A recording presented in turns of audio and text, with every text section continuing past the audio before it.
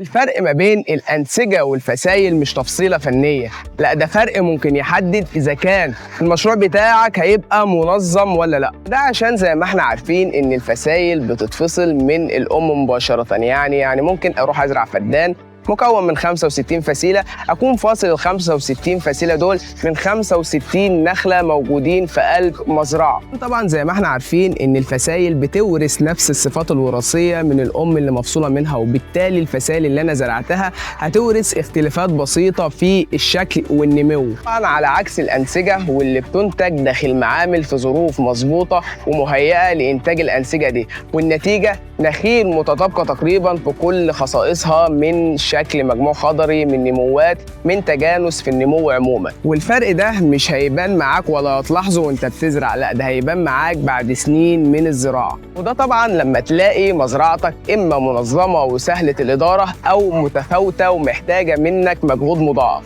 فكلم دلوقتي مشاتئ الحياة واعرف انت محتاج لمشروعك ايه بالظبط، فسايل ولا أنسجة.